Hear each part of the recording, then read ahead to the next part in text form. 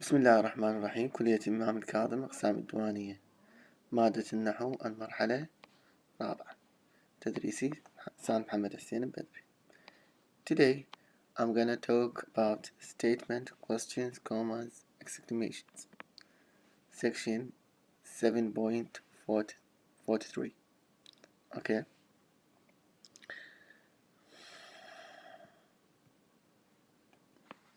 Yes.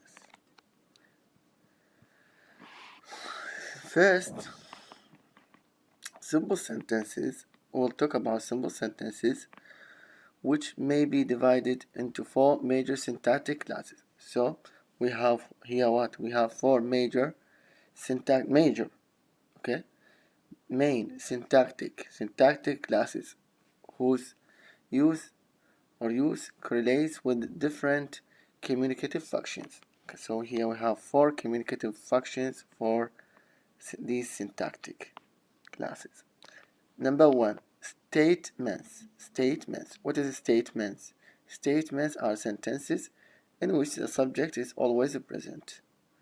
And generally precedes the verb. Okay, this is statement. We say it in Arabic, جملة خبرية. John will speak to the boss today. I will go to London tomorrow. For example, I'm reading now. She's playing. So this is what statement. We have here subject, verb, complement. You see? Number two, questions. Questions are sentences marked by one or more of these three criteria. We have three criteria for questions. You are familiar with these things, okay? You know these things. First, the placing of the operator immediately in front of subject. Okay, we put operator at the beginning. Will John speak to the boss today? Second, the initial positioning of an interrogative or WH element. Who will you speak to? Or rising intonation. You will speak to the boss. We will talk about this in details. Number three, commas are sentences which normally have no of it, explicit. Of it, it means explicit grammatical subject, and whose verb is in the imperative. You see here, speak to the boss today. It's imperative. Command. Go now. Read. Speak. These are commands. Now, and number four, finally, exclamations are sentences which have an initial phrase introduced by what or how, without inversion of subject and operator. For example, what a noise they are making. What a noise they are making. Okay. We use the following adjectives. We can use the following adjectives for these four types. These four types we have what? We have these adjectives we can use for them. We can say number one statement. We can say this declarative sentence. Declarative. You see? Statement, declarative sentence. It is declarative. This sentence is declarative. Or for number two, we can say this sentence is interrogative. Question is interrogative. Number three, imperative. These are the adjectives. And number four, exclamatory. You see here? So we can use these adjectives for the 4 points respectively. Okay, I mean one by one. Of course, here you can read this note to get some benefits. Questions can be divided into three, so we will come to all of them one by one. So we will start with questions. Questions can be divided into three major classes according to the type of answer. You see, according to the type of answer, they expect three classes. According to the answer, what type of answer? So these are the three classes here. We have three classes. So number one, yes, no question. You know yes, no question. Okay. For example, are you Tom? You can say yes or no. So this is yes, no question. When you expect affirmation or rejection, positive or negative. So this is yes, no question. Number 2, WH question. WH question. See, what is WH question? WH question, you need what here? You expect a reply supplying an item of information. So you expect to provide information. For example, what's your name? Where are you from? Okay, I am Muhammad. I'm from Iraq. You see? So this is WH question. And finally, alternative questions. Alternative question. You know how the alternative, what is it? Those that expect as the reply one or two of two or more options, more than one option. You see, when you say alternative questions, it means more than one option. For example, would you like to go for a walk or stay at home? Do you want to eat chicken or fish, tea or coffee? You see here, this is alternative question. We can call them all what? As what? As we say, interrogative. They are interrogative. They are interrogative. We will start with yes, no question. Yes, no question. All of them we will explain. We'll explain yes, no question, WH question, and alternative question. So today I'm going to explain yes, no questions. Yes, no questions, they are very easy. You are familiar with yes, no question, right? Are usually formed by placing the operator at the beginning and giving the sentence a rising intonation. So we have what? Rising, rise, rise. Okay, not fall, rise. For example, the poet has left. This is a statement, declarative sentence. Has the poet left? So this is what? Rising. Where rising at the end. So rising intonation at the end. So this is what? Yes, no question. We can make a question for this sentence. He likes Mary. How can we make a question? We need to put does, okay? Or if the subject is they, we, and the verb without s, of course, plural, we use do. Past, we use did. See? Well, you know this. You are familiar with this. Okay. Also with have got. With have got, we have more than one option. For example, he has a car. You can ask, does he have a car? Or you can say, has he or has he got a car? Both of them are correct. So this is yes, no question. When you say, has he got a car? You can say, yes, he has got a car. Or yes, he has a car. Or no, he doesn't. You see here, he doesn't have a car. This note is very important. It talks about focus. Focus on interrogation on a question. See here, remember focus of negation, we talked about it. Here the same. Sometimes when we focus an item, you see here we have two sentences. Was he a famous actor in those days? When you focus here we have focus on those days. And here we have focus on what? On famous. Was he a famous actor in those days? And here we have, was he a famous actor in those days? So when you put focus on item here and the item here, the meaning will be different. How? We will see. For example, when you say, was he a famous actor in those days? In those days? In those days? It means, what does it mean? It means, I know he was once a famous actor. I know. But in those days, but was it then or later? I mean, those days. Okay? I'm doing well those days, for example. Or you can ask someone, are you doing well these days? Are you doing well these days? So here you are what? Focusing on these days. These days. You know him that he is doing well. But you want to know these days. Is he doing well these days or not? You see here? So focus here on those days.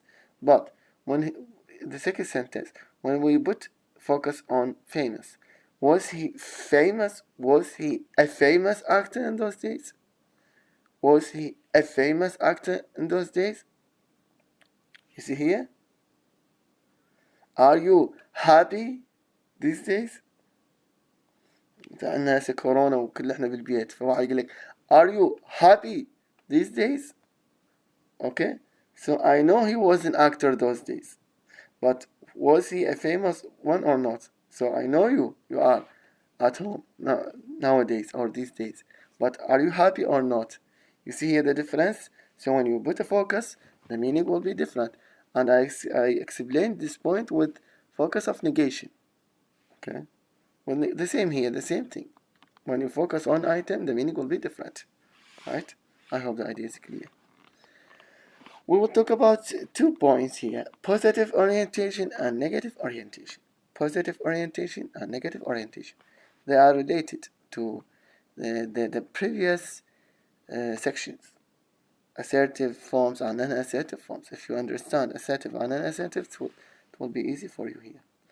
Another typical characteristic: what are the characteristics of yes/no questions? We have positive here and negative. The use of non-assertive forms here. So we have positive and negative. So another characteristics of yes/no questions is the use of non-assertive forms.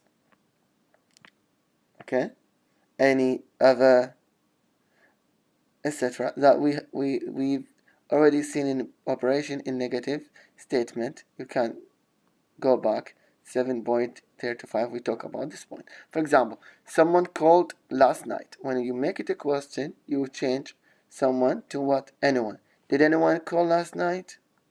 You see here? Some already. Did you suppose any of these or any of the class will be here yet? You see here?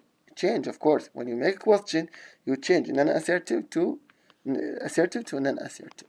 Okay? Sometimes you put assertive, and we will see. Like the use of the do auxiliary, non-assertive forms points to common ground between a question and negative statement. This ground is not hard to explain. Clearly, a question has neutral polarity. Of course, this question has what? Neutral polarity. What does it mean, neutral polarity? Okay, what does it mean, this idea? This, yes. In neutral polarity, what does it mean? When we say this question has a neutral polarity, for example, are you Muhammad? Oh, in other words, do you know anything about him? Anything. Here we have non-assertive form. Okay. Did anyone call me or call you? Did anyone call me or call? So here it has neutral polarity. It means that it leaves open whether the answer is positive or negative. You can say yes, yes, someone called you, someone did, or no, or no, no one called you. Okay, okay, here someone called you, or no, no one called you. You see here, so this you can answer positive or negative. Neutral polarity. يمتى عندنا neutral polarity? In this case, if we have non-assertive form, we have neutral polarity. This one, number one. Number two, a question may be presented in a form which is biased toward a positive or negative answer. A question has positive orientation. So here we have positive orientation. For example, if it uses assertive form, if it uses assertive forms rather than non-assertive forms. So sometimes we can use what? Assertive form. Here we said what? Go back. Did anyone? Anyone is what? Non-assertive. Sometimes we can use assertive form, but when? Which case? Okay? When we use assertive form, for example, did someone call last night? What does it mean? Has the poet left already? What do you mean here when you use these assertive forms? Here, this question indicate that the speaker thinks the answer is yes. You see here? So when you think that the answer is yes, when the answer is yes, you can use assertive forms. So why you, if you think, for example, one may ask, why you, if you think that the answer is yes, why do you ask? Good question. Why you ask? Because here you ask what? For confirmation of that assumption. For emphasis. Confirmation. للتأكيد. Okay? So, when you say, did someone call last night? Here, what does it mean? Is it true that someone called last night? Okay? Is it true? Is it true that the poet have left already? Has left already? The same idea here. You see? So here we have, this is positive orientation. Positive orientation. We have here neutral polarity. Yes, no, or no. Yes or no. The answer either yes or no. And here we have here what? The answer is yes. Why the answer is yes? When you think the answer is yes, you can use here what? Assertive form. But in the first one, what? Non-assertive form. In short, باختصار, the first one is what? We use non-assertive forms with questions, with yes-no questions. So when we expect the answer is what? Is neutral, whether positive or negative. Number one, okay? Number two, we use assertive forms with yes-no questions when we think that the answer is yes. So it is positive. Why do we ask? Because we want to emphasize something. Okay, we ask for confirmation of the assumptions. فرضيات. I hope this idea is clear. Okay, so I put it in this way, in short. The same thing here with negative orientation. Negative orientation is found in questions with يعني, so يعني it's clear that questions which contain negative form of one kind or another. For example, can't, you see here not? Can't you give us any hope of success? Is it really true that you can't? Isn't your car working? Does no one believe me? So what do you think when you ask such a question? Does no one believe me? Can't you give us any hope of success? Negative orientation is complicated, it's difficult here. Why? We will see. However, by an element of surprise. So here, as if we have surprise or disbelief, which has implication of positive meaning. How do we have here positive meaning? Here we have two assumptions. And فرضيتين. Two assumptions. We will see. Thus, number two, isn't your car working? Means, is it true that your car isn't working? I had assumed that it was. You see? I will explain it more. Here there is what? A combining of positive and negative attitudes. So we have two attitudes here. Two attitudes. One positive and one what? Negative. So we have old assumption, and a new assumption. You see? When we ask such kind of a question, we have two assumptions. One which is what? Old. And one which is what? New. Old and new. Old and new. What is the difference between old and new? From this sentence, the new one now, is it really true that your car isn't working? Isn't your car working? The old, I had assumed that it was. I had assumed. Does no one believe me? Now imagine that you are talking to some people and saying, does no one believe me? This is a new assumption. And what was your old assumption? Old. We will see here. Because the old assumption, what does it mean, old assumption? Old assumption tends to be identified with the speaker hopes or wishes. So you hoped here. You wished. Does no one believe me? أنت تعتقد my hope يعني my wish people would believe me. So my old assumption. But the new assumption what? What does it mean?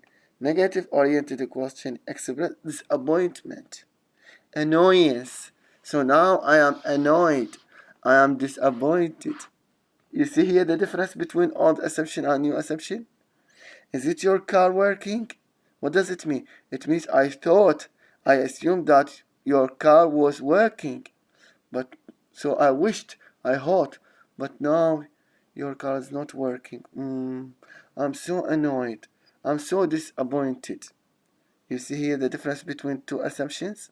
You have here more examples. Can't you drive straight? It means I'd have thought you would be able to, but apparently you can't. Aren't you ashamed of yourself? Imagine you are talking to some people and telling them, aren't you ashamed of yourself? So you ought to be, but it appears you are not. Hasn't the boat left yet? Not yet. Oh no. I'd hoped it would have left. This is odd assumption. So this first one is odd assumption. Positive. But the second, but it seems that it hasn't. Okay? So this is what? New assumption, which is what? Negative. So this is negative orientation. This is number one. Second type of negative question combines not the formal signal of negative orientation with assertive items. Here with assertive items also we have not with assertive items. You see? Which are the formal signals of positive orientation. which يعني اللي يكون positive orientation يعني assertive items usually they what are formal or positive orientation. You see, remember we use someone with positive orientation, but if we have not here, so it is negative orientation. Didn't someone call last night? Didn't someone call last night? What do you think? When you ask in this way, didn't someone call last night? Hasn't the boat left already? Such questions are similar in effect to type 1 tag question. Next video, we will talk about tag questions. See? And to statements showing disbelief, as if you don't believe. Surely someone called last night. Didn't someone call last night? It means what? Surely someone called last night. Okay? Thank you so much. And if you have any question, you can ask.